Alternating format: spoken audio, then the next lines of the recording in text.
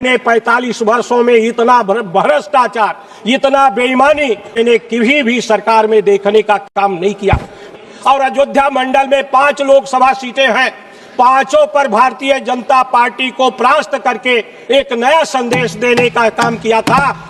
माननीय सदस्य लालजी वर्मा जी, आपने चुनाव सुधार जैसे विषय पर मुझे बोलने का अवसर दिया, इसके लिए मैं आपका आभार व्यक्त करता हूं। हमारे कांग्रेस पार्टी के माननीय तिवारी जी, समाजवादी पार्टी के नेता आदरणीय श्री अखिलेश यादव जी ने इस पर प्रकाश डालने का काम किया है। मेरा भी ये मानना है कि हमारे देश के लोगों को बड़े संघर्षों के बाद लोकतंत्र मिला है। हमारे देश में पहले राजाओं का राज था, अंग्रेज आए, उन्होंने भी उन्हीं राजाओं के द्वारा ही शासित करने का काम किया। आजादी के बाद जब इस देश को नया संविधान बनाने का अवसर मिला तो हमारे देश के संविधान निर्माताओं ने यह फैसला किया कि अब इस देश में लोकतंत्र होगा, यानी जनता का जनता के लिए शासन होगा। और उसके लिए संविधान बनाने का काम किया गया। हर नागरिक को जो उस समय 21 वर्ष की आयु रखता था, वोट देने का अधिकार दिया गया। बाद में 21 वर्ष को 18 साल किया गया। मेरा ये मानना है, बाबा साहब भीमराव अंबेडकर ने इस बात को कहा था कि लोकतंत्र को सुदृढ़ करना चाहते हैं तो हमें अपने सामाजिक और आर्थिक लक्ष्य वैध मार्ग से प्राप्त करना होगा। उन्होंने इस बात को भी कहा था कि संविधान कितना ही अच्छा हो, यदि उस पर अमल करने वाले अच्छे ना हो तो उससे जनहित ना होगा, और यदि अमल करने वाले अच्छे हो तो बुरा विधान भी हितकारी हो सकता है। आज भारतीय जनता पार्टी उस लोकतांत्रिक मूल्यों को समाप्त करके इस देश में लोकतंत्र को कुचलने का काम कर रही है। और जिस तरह से संविधान को, ये पूरी तरह से संवैधानिक संगठन को, और इसका सबसे बड़ा परिमाण है कि जो माननीय सर्वोच्च न्यायालय ने एक फैसला देने का काम किया।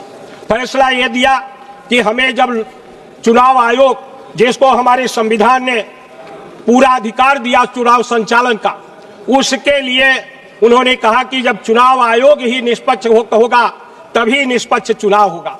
इसी आधार पर उन्होंने कहा कि जब तक नई विधि नहीं बनती है तब तक एक नेता विरोधी दल, एक प्रधानमंत्री और एक सर्वोच्च न्यायालय का न्यायाधीश उसमें मेंबर होंगे, जिनके द्वारा चुनाव आयोग की नियुक्ति होगी।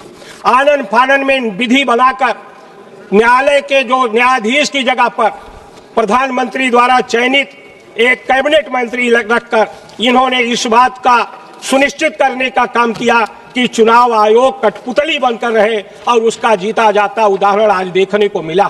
माननीय अध्यक्ष सभापति महोदया, मैंने स्वयं देखा है, मैंने बाई इलेक्शन देखा है। आप इस लोकतंत्र की खूबसूरती के चलते जो इन लोगों ने नफरत फैलाने का काम किया था, उससे प्रभावित होकर इस देश की जनता ने, उत्तर प्रदेश की जनता ने ये फैसला किया कि भारतीय जनता पार्टी को सत्ता से जाना चाहिए। और अयोध्या मंडल में 5 लोकसभा सीटें हैं, पांचों पर भारतीय जनता पार्टी को परास्त करके एक नया संदेश देने का काम किया था कि अब इस देश में सांप्रदायिकता नहीं चलेगी। इस बात को ध्यान में रखते हुए जब वहां उपचुनाव हुआ, मैं जिस सीट से जीतकर आया, मैं विधानसभा में सदस्य था। मैंने 45 वर्ष से 1980 से लगातार सक्रिय राजनीति में रहा हूं। मैंने 45 वर्षों में इतना भ्रष्टाचार, इतना बेईमानी और इतना इस तरह से चुनाव को प्रभावित किया गया, मैंने किसी भी सरकार में देखने का काम नहीं किया।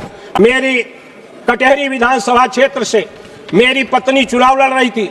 मैंने देखा कि वहां पर डीएम, एसपी, ये सारे लोग मिलकर गांव-गांव में 2-2 सिपाही नियुक्त किए गए जो मतदाता सूची को छांटने का काम कर रहे थे, हमारे मतदाताओं को वहां से निकालने का काम कर रहे थे। इसके बाद से प्रधान और मतदाताओं को वहां से निकालने का काम कर रहे थे। इसके बाद से प्रधान और बीडीसी सदस्य, जितने भी सरकारी कर्मचारी थे, आंगनबाड़ी कातरी से लेकर शिक्षा मित्र तक, उनको जो है प्रभावित करने का काम किया, धमकी देने का काम किया।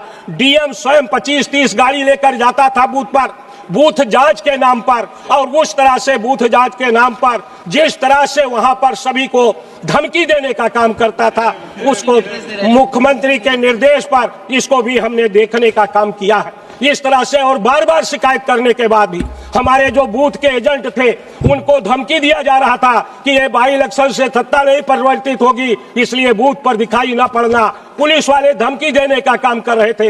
एक एक गांव से 28 गांव से मोटरसाइकिल लाकर सड़क थाने में बंद करने का काम किया जा रहा था। जिस तरह से वोट के लूट को देखा, इल्फातगंज एक टाउन एरिया है, 24 बैरिकेडिंग लगाकर हमारे मतदाताओं को निकलने का नहीं देने का काम किया। तो इसलिए निष्पक्ष चुनाव नहीं हो रहा है, ये सत्ता का और धन्ना सेठों का मिली भगत का चुनाव है। एक एक लोकसभा में 100 करोड़ 150 करोड़ चुनाव में पैसा खर्च हो रहा है। जब तक इसको समाप्त नहीं किया जाएगा लोकतंत्र जीवित नहीं रहेगा। इसलिए मेरा जो सुझाव है, सबसे पहला सुझाव है, माननीय अध्यक्ष महोदय कह रहा हूं, ये तो ये सुझाव है कि स्थानीय निकाय, ग्राम पंचायत और विधानसभा की मतदाता सूची कॉमन बनाई जाए। किसी मतदाता का नाम शामिल होने के बाद केवल उसके मृत्यु पर या उसके द्वारा आवेदन करने पर कि हम कहीं दूसरी जगह शिफ्ट होते हैं तभी उसका नाम हटाने का काम किया जाए।